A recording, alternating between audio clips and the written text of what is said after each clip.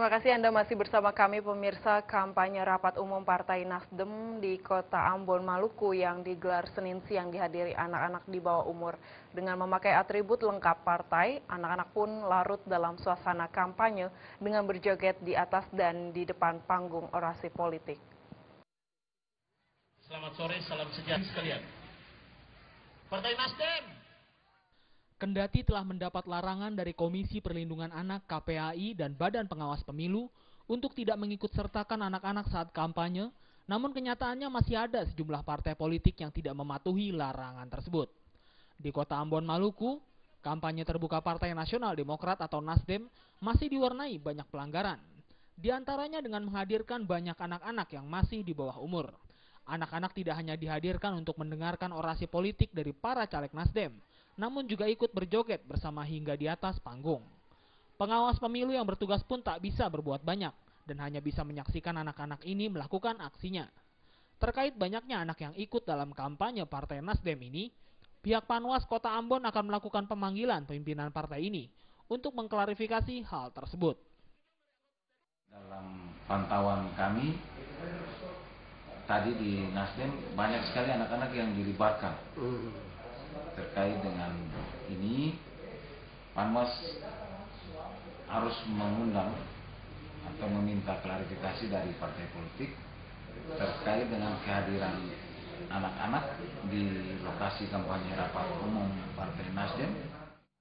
Hingga hari ke-9 pelaksanaan kampanye partai politik di Kota Ambon, selain menemukan adanya mobilisasi anak-anak dalam kampanye parpol, pihak Panwas Kota Ambon juga menemukan pelanggaran kampanye, yakni keterlibatan pegawai negeri sipil dalam sejumlah kampanye tatap muka yang berlangsung di sejumlah lokasi di Kota Ambon. Dari Ambon, Maluku, Haryatno melaporkan. Sementara itu, Badan Pengawas Pemilu mencatat masa kampanye yang dimulai sejak 16 Maret masih terdapat adanya sejumlah pelanggaran. Pelanggaran yang terjadi selama kampanye antara lain keterlambatan berkas peserta pemilu, serta masih banyak parpol yang melibatkan anak dalam kampanye.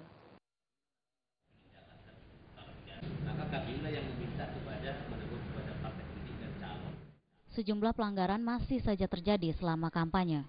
Badan Pengawas Pemilu atau Bawaslu mencatat ada banyaknya penemuan terkait pelanggaran dalam pemilu tahun ini. Nelson Simanjuntak selaku anggota Bawaslu mengatakan, pelanggaran tersebut antara lain keterlambatan berkas peserta pemilu yang jatuh pada hari ini dan keterlibatan anak-anak dalam proses kampanye. Kampanye adalah kegiatan partai politik dalam rangka meyakinkan pemilih dengan menyampaikan visi, misi, dan program. Saya katakan tadi pertama, kalau kita melihat dari sanksi, itu sanksi tidak jelas, gitu ya. Paling sanksi administrasi, paling teguran itu. Karena tidak dikenai sanksi pidana kalau mengenai dia. Pertimbangkan semua norma yang dibuat oleh KPU, gitu ya, dan undang-undang. Dan juga kita akan pertimbangkan bagaimana menghormati hak pilih dan dipilih masyarakat. Dikonfirmasi mengenai beberapa parpol yang melakukan pelanggaran terkait kuota spot tayangan di media, Nelson mengatakan bahwa hal tersebut bukanlah kewenangan Bawaslu untuk memutuskan salah atau benarnya, karena hal tersebut adalah kewenangan Komisi Penyiaran Indonesia atau KPI untuk menindaklanjutinya. Dari Jakarta, Vina Simanjuntak dan Adam Irhas melaporkan. Menteri Pemberdayaan Perempuan dan Perlindungan Anak Linda Amalia Sari Gumelar berharap agar caleg perempuan dapat mewarnai DPR. Menurutnya bangsa yang kuat memerlukan kehadiran perempuan di berbagai bidang termasuk dalam dunia politik.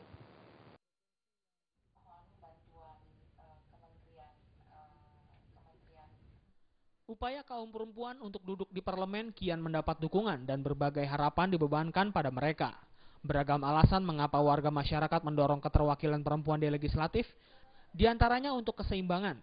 Menteri Pemberdayaan Perempuan dan Perlindungan Anak, Linda Amalia Sari Gumelar berharap agar caleg perempuan dapat mewarnai DPR. Menurutnya bangsa yang kuat memerlukan kehadiran perempuan di berbagai bidang, termasuk di dalam dunia politik. Karena itu ia meminta semua elemen masyarakat untuk mengapresiasi caleg perempuan yang berani menyuarakan isu-isu tertentu. Hal itu demi kebaikan kaum perempuan sendiri. Maupun yudikatif. Pada umumnya terdapat satu persamaan pemikiran dan ada juga dorongan agar segera bisa dibicarakan RUU tentang kesetaraan dan keadilan gender. Kemudian juga bagaimana kita mengawal proses pemilu nanti, tentu itu ada di Bawaslu dan KPU. agar betul-betul yang amanat-amanat yang sudah ditentukan di dalam undang-undang maupun keputusan MK bisa menjadi landasan. Dari Jakarta, Ketut Sumadiase melaporkan. Jam beranjak dulu pemirsa, di segmen terakhir kami masih memiliki sejumlah informasi, tetaplah bersama kami.